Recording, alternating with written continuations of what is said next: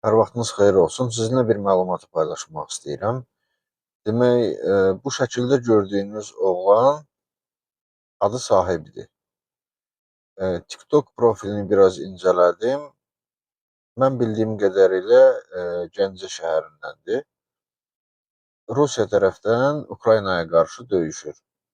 Yəni şəxsi ambisiyalarına qarşı biz heç nə deyə bilmərik. Mən öz adıma deyim, heç bir şey deyə bilmərəm. Yəni insanın səhvi ilə, doğrusu ilə öz qərarıdır. Bu bir yana. Problem nədədir? Demək, problem ondadır ki, bu Sahib adlı oğlan TikTokda canlı açaraq azərbaycanlıları Rusiyaya necə gəlməyin və Rusiya tərəfdən necə döyüşə getməyin yollarını izah eləyir və onları dəvət eləyir. Ora gəlin, burdan döyüşün və çox böyük məbləğlər vəd eləyir. Yəni Rusiyada döyüşəcəksənsə, sənə bu qədər pullar verilir, yəni belə bir imtiyazlar var. Yəni vətəndaşlarımızı çəkir Rusiyaya ki, Rusiyadan Ukraynaya qarşı döyüşsünlər. Yaralı bir yerdir, mən deyim. Mən başa düşürəm, hal-hazırda Azərbaycanda vəziyyət biraz maddi baxımdan o qədər də ürəkaçan olmadığına görə bəlkə də bunu ağlından keçirənlər var, bəlkə də getmək istəyənlər var. Yəni mən öz adıma deyirəm, getməyin. Yəni bunun sonu olmayan bir yoldur. Bunun axırı olmayan bir yoldur. Və üzümü tuturam bu oğlanı tanıyanlara mı, aidiyyəti qurum deyək, aidiyyəti qurumlara da deyək, müraciət eləyək. Yəni bunun qarşısı alınmalıdır. İnsanların maddi vəziyyətindən istifadə eləyərək belə bir sonu görsənməyən, sonu qaranlıq olan bir yola çəkmək bu ən azından yəni cinayətdir. Mən bunu belə bilirəm. Yəni cinayət bilirəm. Bunun bu tərəfi. İkinci bir tərəfi, ən başlıca bir tərəfi bunu deyim. Baxın, Azərbaycan bayrağını Rus bayrağının yanında qoymaq, bilirsiniz, elə bir şeylər var ki, onlar toxunulmazdır. Onlar qırmızı xəttin arxasındadır və bunlardan da biri bayraqdır. Bayraqdır, gerbdir, himndir. Yəni bunlar o qədər ucuzlaşdırdıq, o qədər adiləşdirdik ki,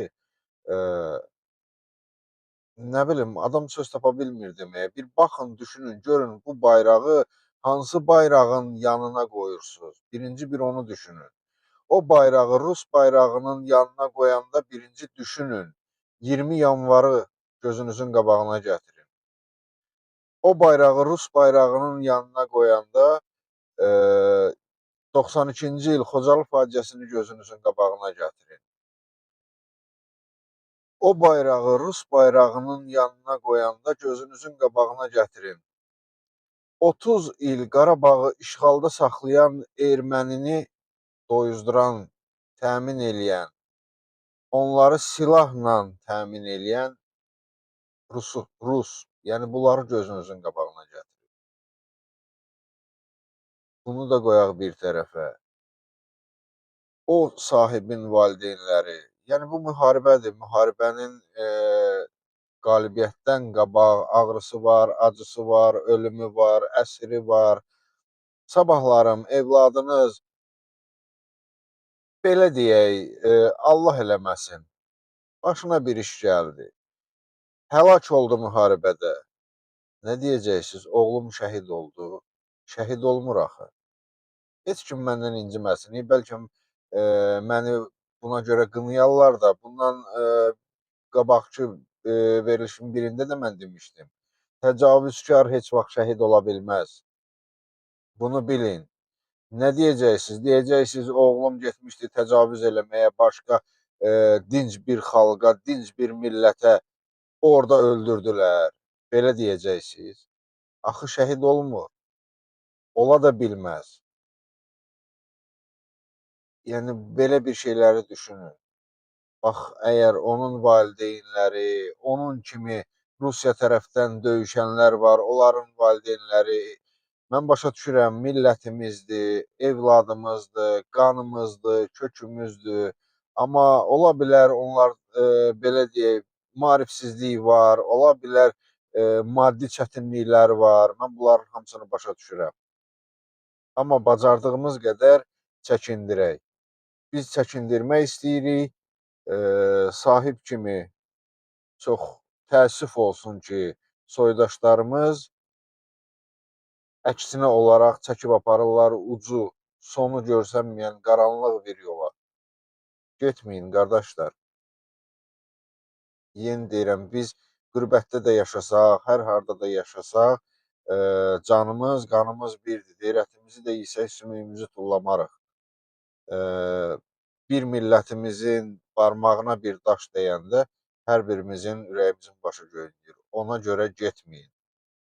Əgər bu sahib də məni eşidirsə, nə bilim, eşidərsə, əgər tutduğu yoldan dönərsə, çox şad olaram. Yəni özünün yox, artıq özü bir uçurumun astanasındadır, yəni bir bataqlıqdadır. Sahibin oradan çıxması mümkün görsənmir, mümkün deyil. Heç olmasa ziyanının yarısından qayıdıb insanları özü düşdüyü bataqlıqlara çəkməsin.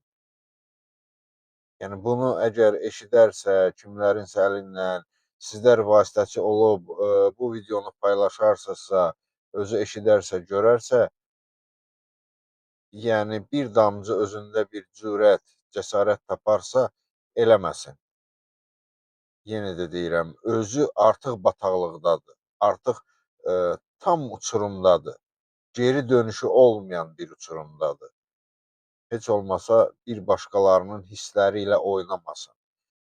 Mən başa düşürəm, yəni ölkədə elə bir maddi vəziyyət yaranıb ki, o qədər sıxıntılar var ki, artıq bıçağın sümüyə dirənmə həddinə belə gəlib çatır. Yəni insanlar ailəsini, balasını dolandırmaqdan ötürü gözünü yumub gedər, düşünmədən gedər. Mən bunların hamısını başa düşürəm. Amma getməyin. Yəni bu sonu olmayan bir yoldur. Və bu videonu da kimsə görərsə, paylaşarsa, hər hansısa bir belə deyək, soydaşımızın o qaranlığa, o bataqlığa düşməməsinə vəsilə olmuş olar. Çox sağ olun, diqqətiniz üçün minnətdaram və ümidvaram ki, bu videonu bacardığınız qədər paylaşarsınız.